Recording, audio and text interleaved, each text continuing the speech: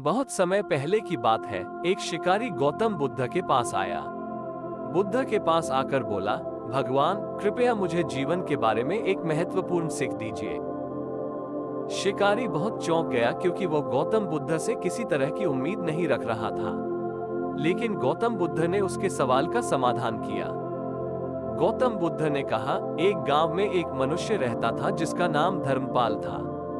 धर्मपाल एक बहुत ही भक्तिमान और ईमानदार आदमी था। उसके पास एक गरीब दोस्त था जिसका नाम सुखपाल था।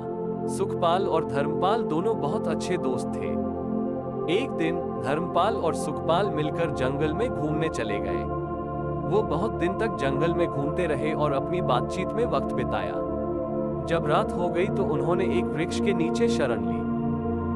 रात बिताने के बाद सुबह होने पर उन्हें ये देखकर हैरानी हुई कि उनके साथ एक मोर बैठ गया था।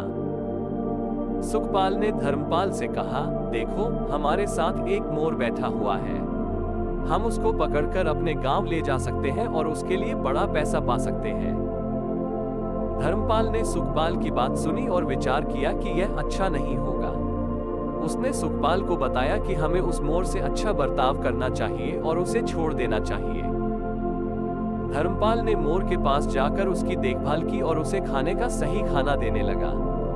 थोड़ी देर में मोर उड़कर चला गया। सुखपाल हैरान हो गए क्योंकि उन्होंने सोचा था कि मोर को पकड़कर पैसे कमाएंगे, लेकिन धर्मपाल ने अपनी बुद्धिमत्ता से उन्हें उस समय के लिए आकर्षित नहीं होने की सीख दी।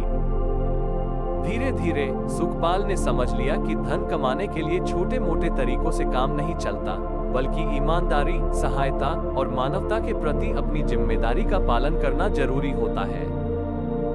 इस कहानी से हमें ये सीख मिलती है कि धन कमाने के लिए जो भी काम करें, हमें उसे ईमानदारी और मानवता के साथ करना चाहिए।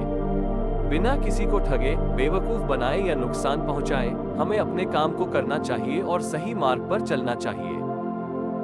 इस कहानी से हमें ये सीख मिलती है कि व्यक्तिगत लाभ की बजाय सामाजिक सेवा करना और सहायता करना हमें सच्चे सुख और शांति की प्राप्ति में मदद करता है।